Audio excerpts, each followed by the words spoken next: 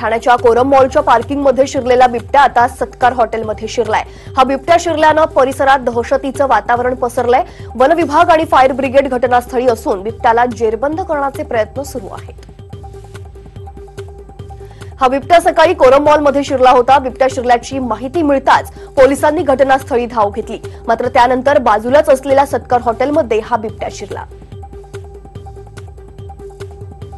देशातील वारं कोणत्या दिशेने वाहतंय हे उद्याच कळेल, पण वारं आमच्या बाजूला वळलं, वारा येईल तशी आम्ही पाठ फिरवली नाही याची नोंद इतिहासाला घ्यावीच लागेल। तलवारीची धार कायम आहे आणि शिवसेनेची तलवार म्यानबंद नाहीये। शिवसेना सत्तेसाठी लाचार नसून बाणात जपतंय आणि बाणात जपत राहू असं स्पष्टीकरण सामनातून देण्यात आलंय। शिवसेना राष्ट्रवादी सोशल मीडियावर वॉर सुरू असल्याचं पाहायला मिळतंय। सेनेनं राष्ट्रवादीच्या पोस्टला सणसणीत उत्तर दिलंय। राष्ट्रवादीनं एक पोस्ट सोशल मीडियावर व्हायरल केली होती। पुण्यात पंपिंग स्टेशन, विद्युत आणि स्थापत्य विषयक दुरुस्तीच्या कामासाठी संपूर्ण शहराचा पाणीपुरवठा बंद राहणार आहे। दुसऱ्या दिवशी म्हणजे शुक्रवारी सकाळी उशिरा आणि कमी दाबानं पाणीपुरवठा होण्याची शक्यता आहे, अशी माहिती पालिकेच्या पाणीपुरवठा विभागाकडून कळवण्यात आली आहे। पुणे मुंबई दरम्यानच्या प्रस्तावित हायपरलूप प्रकल्पासाठी 109 नागरिकांनी पुणे पीएमआरडीएकडे हरकती नोंदवल्यात। बहुतांश हरकती हायपरलूपसाठी केल्या जाणाऱ्या भूसंपादनाशी संबंधित आहेत। या सर्व हरकतींवरील सुनावणी पुढील काही दिवसात पूर्ण करण्यात येईल आणि त्याचा अहवाल महाराष्ट्र पायाभूत सुविधा विकास प्राधिकरणाकडे सादर करण्यात येणार आहे। दिल्लीच्या एनसीआरमध्ये पुन्हा भूकंपाचे धक्के बसलेत। 3.9 रिश्टर स्केलचे धक्के जाणवल्यामुळे परिसरात भीतीचं वातावरण होतं। सकाळी 8 वाजता हे भूकंपाचे धक्के जाणवलेत। घरगुती वादातून चाकूनं सपासप वार करत पत्नीची हत्या केल्याची धक्कादायक घटना अमरावती जिल्ह्यातल्या गोपालनगरमध्ये घडली। जया घुले असं मृत महिलेचं नाव असून आरोपी पती कमलेश घुले अद्यापही फरार आहे। 16 फेब्रुवारीला कमलेश सासरवाडीला आल्यानंतर पत्नी जयासोबत वाद झाला। दारूच्या नशेत असणाऱ्या कमलेशनं तिच्यावर चाकूनं वार केले। हे कृत्य 7 वर्षांच्या मुलीनं पाहून ती पळून गेली। रक्ताच्या थारोळ्यात पडलेल्या जयाला रुग्णालयात दाखल केल्यानंतर उपचारादरम्यान तिचा मृत्यू झालाय। दिल्लीतील रोहिणी परिसरात रेतीनं भरलेला डंपर कारवर पलटला आणि मोठा अपघात झालाय। हा डंपर भरधाव वेगानं आल्यानंतर कारवर पलटी झाला। अपघातात 3 जणांचा मृत्यू झालाय। 4 वर्षांचा चिमुरडा यात जखमी आहे। पुणे लोकसभा मतदारसंघाच्या जागेसाठी काँग्रेसनं उमेदवार म्हणून संभाजी ब्रिगेडचे प्रवीण गायकवाड यांना निवडणुकीच्या रिंगणात उतरवणार आहेत। राष्ट्रवादी काँग्रेसचे अध्यक्ष शरद पवार यांनी हे नाव सुचवलं होतं, त्यानंतर काँग्रेस अध्यक्ष राहुल गांधींनी हिरवा कंदील दाखवला। कारवायांपासून वाचण्यासाठी उद्धवनं युती केल्याचा आरोप नारायण राणे यांनी केलाय। नेत्यांच्या समाधानासाठी युती झाल्याचं नारायण राणे म्हणतात। तसंच युती करून संजय राऊतांनी फजिती करून घेतल्याची टीकाही राणेंनी केली आहे। ईडीची चौकशी टाळण्यासाठी शिवसेनेनं युती केल्याच्या राणेंच्या आरोपाला शिवसेनेनं प्रत्युत्तर दिलंय। नारायण राणे यांनी भाजपच्या पायावर लोटांगण का घातलं असा प्रतिसवाल शिवसेना खासदार विनायक राऊत यांनी केलाय। भिवंडी शहरातील चाविंद्रा इथं क्षुल्लक वादातून 3 ते 4 जणांच्या टोळक्यानं दोघांना बेदम मारहाण केली आहे। एकाला दगडानं ठेचण्याचा प्रयत्न केला। या मारहाणीत एक जण गंभीर जखमी आहे, त्याच्यावर खासगी रुग्णालयात उपचार सुरू आहेत। मारहाणीचा सगळा प्रकार सीसीटीव्हीत कैद झालाय। भिवंडी तालुका पोलीस ठाण्यात गुन्ह्याची नोंद करण्यात आली आहे। महालक्ष्मी मंदिराजवळील धरमविला इमारतीला भीषण आग लागली। अग्निशमन दलाच्या 15 ते 20 गाड्या आणि जवानांनी अथक प्रयत्न केल्यानंतर आगीवर नियंत्रण मिळवण्यात आलंय। या आगीत कोणतीही जीवितहानी झाली नाहीये, मात्र 2 वॉचमन किरकोळ जखमी आहेत। त्यांना ब्रीच कँडी रुग्णालयात दाखल करण्यात आलंय।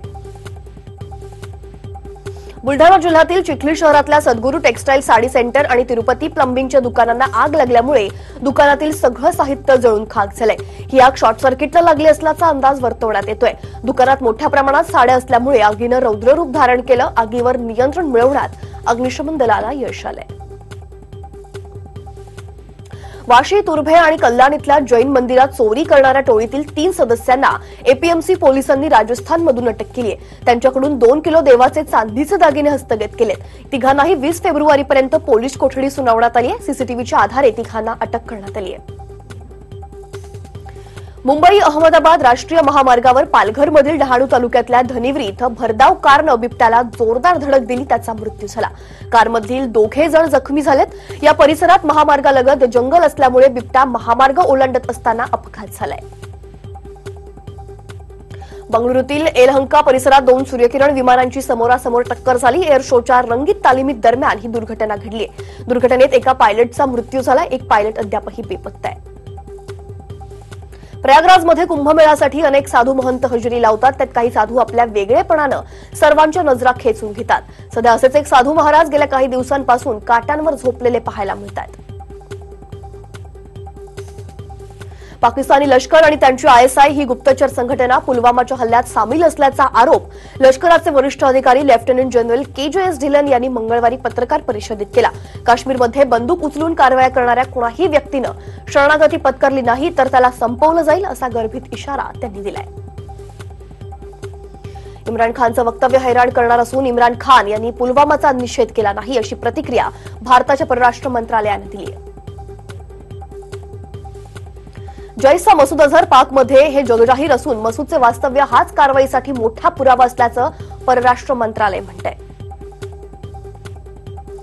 पाकिस्तानवर कारवाई करण्याची भाषा भारत करत असेल तर आम्ही देखील जशास तसं उत्तर देऊ अशी पोकळ धमकी पाकिस्तानचे पंतप्रधान इम्रान खान यांनी दिली आहे.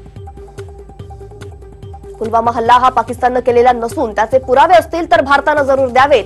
आम्ही कारवाई करू हा नवा पाकिस्तान असल्याचं इम्रान खान म्हणतोय. भारतानं शांततेची बोलणी केली तर आम्ही देखील शांततेविषयी बोलू. मात्र त्यांनी युद्धाची भाषा केली तर आम्ही देखील त्याच भाषेत उत्तर देऊ असं पाकिस्तानचे रेल्वे मंत्री शेख रशीद अहमद म्हणतात. युद्धाची भाषा केल्यास आम्ही त्याच पद्धतीनं उत्तर देऊ. मग ना कधी गवत उगवेल, ना चिमणांचा चिवचिवाट होईल, ना कधी मंदिरात घंटानाद होईल अशा शब्दात अहमद यांनी भारताला धमकी दिली. इराणमध्ये झालेल्या आत्मघाती हल्ल्यातही पाकिस्तानी नागरिकाचा हात असल्याचं समोर आलंय.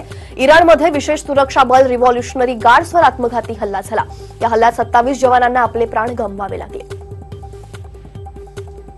पुलवामातल्या हल्ल्यानंतर CRPF आणि लष्करानं संयुक्तरित्या पत्रकार परिषद घेतली.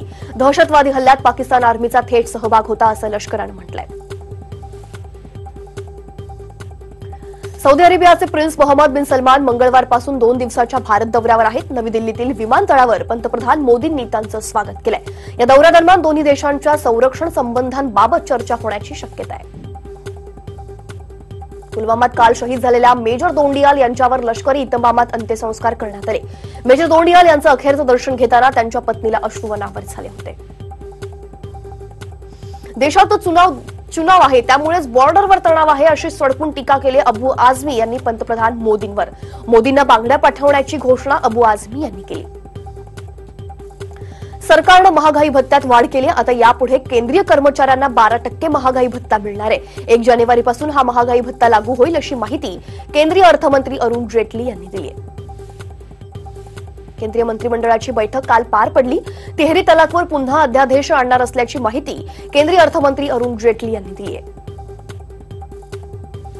लोकसभा आणि विधानसभेच्या निवडणुका डोळ्यासमोर ठेवत भाजपा आणि अण्णा द्रमुक पक्षानं निवडणूक एकत्र लढण्याचा निर्णय घेतलाय.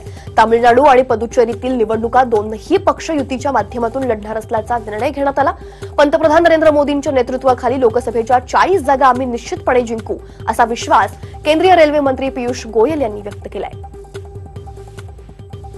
तेलंगणाचं सरकार 2 मंत्र्यांवरच चालवलं जाणार की काय अशी चर्चा असताना अखेर मंत्रिमंडळाचा मंगळवारी विस्तार करण्यात आला.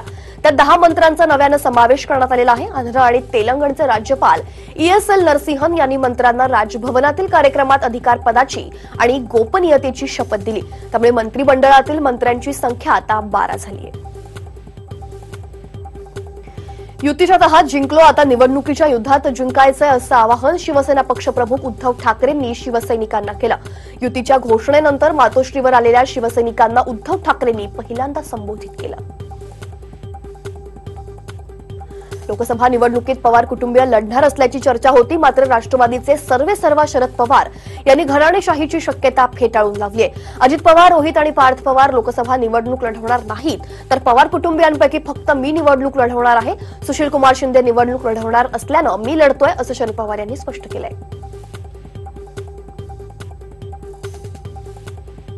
नाशिकच्या दिंडोरी तालुक्यातल्या धाऊरमध्ये शेतात राहत असलेल्या घरात गॅस गळतीमुळे स्फोट झालाय.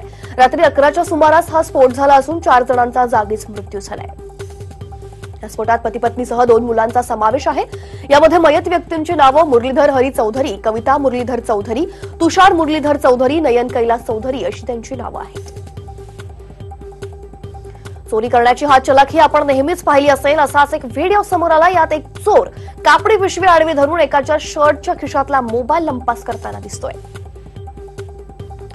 पुलवामा हल्ल्यानंतर माजी क्रिकेटपटू काँग्रेस नेते नवज्योत सिंग सिद्धू यांनी केलेल्या विधानानंतर त्यांना टीकेला सामोरं जावं लागलंय। सिद्धू यांची पाठराखण करणाऱ्या कॉमेडियन कपिल शर्माला देखील आता टीकाकारांच्या रडारवर तो आलाय। कपिल आणि त्याच्या शोवर बंदी घालावी अशी मागणी आता सोशल मीडियावर जोर धरू लागली आहे।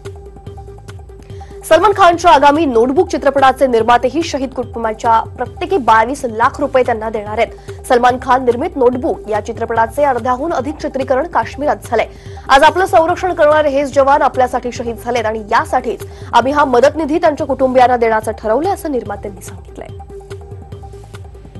पुलवामा हल्ल्याचा बॉलिवूडकर वेगवेगळ्या पद्धतीनं निषेध नोंदवतात। या हल्ल्याच्या निषेधार्थ अभिनेता सलमान खान यांनी आपल्या आगामी नोटबुक चित्रपटातून पाकिस्तानी गायक आतिफ असलाम याचं गाणं हटवण्याचा निर्णय घेतलाय।